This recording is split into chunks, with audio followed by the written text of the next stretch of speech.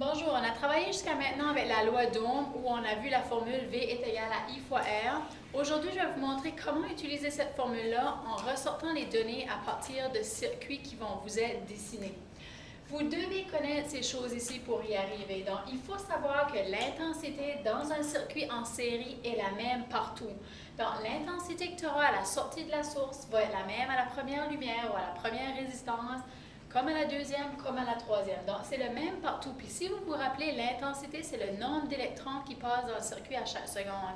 Le nombre d'électrons qui passent par la première résistance va être le même qui passe par la deuxième résistance et ainsi de suite, puisque dans un circuit en série, il y a un seul chemin. Dans le circuit en parallèle, étant donné qu'il y a plusieurs chemins pour les électrons, l'intensité à la sortie de la source va être la somme de toutes les intensités. Donc, si tu prends le nombre d'électrons qui passent dans le premier chemin, plus le nombre d'électrons qui passent dans le deuxième chemin, etc., mesuré en ampères, va te donner ton intensité totale. Le voltage, pour un circuit en série, le voltage à chacune des résistances, quand tu les additionnes, va te donner ton voltage total. Donc, si tu as 15 volts à la source, qui est ton voltage total, tu vas avoir un peu d'énergie utilisée à chacune des résistances et tu vas réavoir ton 15, comme j'avais expliqué au début. Donc, quand tu additionnes le voltage à chacune de tes résistances, ça te donne ton voltage total. Ça pourrait être, par exemple, dans le cas de 15, 5 plus 5 plus 5, qui te fait 15. Le voltage dans un circuit en parallèle est le même partout. Pour trouver la résistance, c'est un peu différent. Bon, on additionne les résistances dans un circuit en série pour trouver la résistance totale. Pour le circuit en parallèle, vous allez devoir utiliser la formule 1 divisé par RT est égal à 1 divisé par la valeur de la première résistance, plus 1 divisé par la valeur de la deuxième résistance, plus 1, et là on continue divisé par la valeur de la troisième résistance, et dépendamment du nombre de résistances qu'il y a. Je vous donne un exemple. Donc, si je vous demandais de trouver l'intensité dans le circuit ci-dessous, bon, on sait déjà qu'il s'agit d'un circuit en série. La première des choses que vous allez devoir faire quand vous allez avoir un problème de ce genre, c'est de déterminer le type de circuit. Est-ce que c'est en série ou en parallèle? Ici, on voit très bien que les électrons qui sortent de la pile ici doivent parcourir le conducteur et revenir à la source. Ils n'ont pas le choix de passer par ce chemin-ci. Et étant donné qu'il y a seulement un chemin, c'est un circuit en série. Maintenant, dans les formules qu'on a vues sur le tableau précédent, on a vu que dans un circuit en série, le voltage est le même partout. Ici, c'est simple. Excusez-moi, le voltage, on les additionne, mais de toute façon, vous avez seulement une pile ici. Donc, le voltage est 2 volts. Et la résistance, dans un circuit en série, on doit les additionner. Donc, la résistance totale est égale à la valeur de chacune des résistances. J'ai 3 résistances, donc mon R total va être égal à 3 plus 2, qui veut dire 6, 7, 8 ohms. Je connais mon voltage, je connais ma résistance et je peux donc, comme les problèmes précédents, aller trouver l'intensité. Donc, l'intensité est égale au voltage divisé par la résistance. Donc, l'intensité va être égale au voltage qui est 2 divisé par 8. Et donc, l'intensité va être égale à 0,25 ampères. Donc, ça ressemble beaucoup aux problèmes qu'on a fait avant sur la loi d'Ohm. Au fait, ils sont presque identiques, sauf qu'il faut ressortir les données à partir d'un dessin.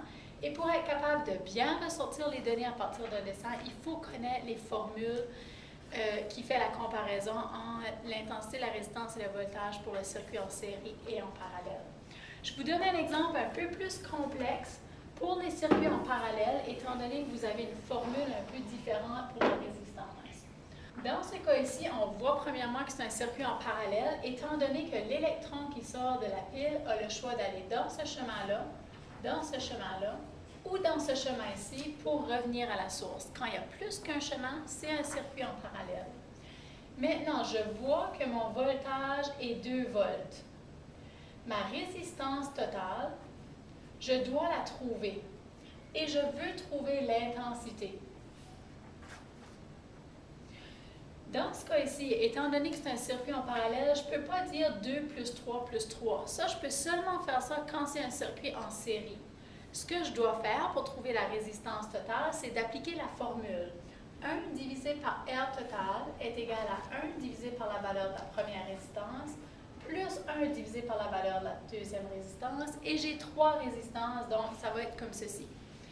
Maintenant, 1 sur RT est égal à 1 sur, c'est quoi la valeur de ma première résistance? C'est 2. Plus 1 sur 3, plus 1 sur 3. Et là, j'additionne une demi plus un tiers plus un tiers. Donc, je dois premièrement placer ça sur le même dénominateur commun. Qu'est-ce qu'est le dénominateur commun entre des demi et des tiers? C'est des sixièmes. Et ça, vous devriez être capable de faire ceci en mathématiques. Donc, une demi, j'ai des 2 dans 6, j'en ai 3. 3 fois 1, ça fait 3. Des 3 dans 6, j'en ai 2. 2 fois 1 qui fait 2. Et la même chose ici. Donc, j'ai 1 sur RT est égal à 3, 4, 5, 6, 7 sixièmes. Mais moi, je ne veux pas avoir 1 divisé par RT. Je veux tout simplement avoir RT. Donc, ce que je vais devoir faire, c'est de multiplier, croiser. 1 sur RT est égal à 7 sixièmes. Donc, pour éliminer ou pour isoler mon RT, je vais aller faire la multiplication croisée. RT fois 7, donc ça fait 7 RT.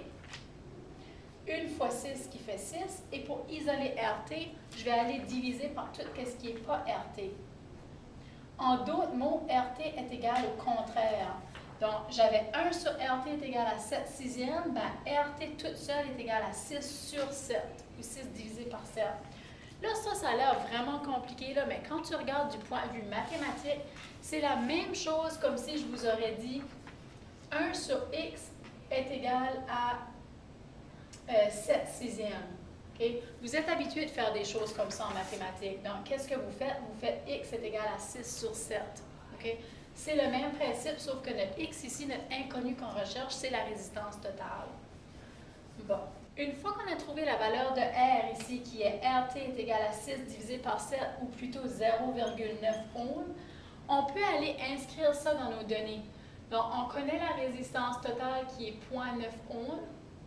Et avec ces deux données-ci, on peut appliquer la formule de la loi d'Ohm qui est I est égal à V divisé par R. L'intensité totale va être égale au voltage, 2 volts divisé par 0,9 ohm, qui veut dire 2 divisé par 0,9 qui fait 2,2 ampères.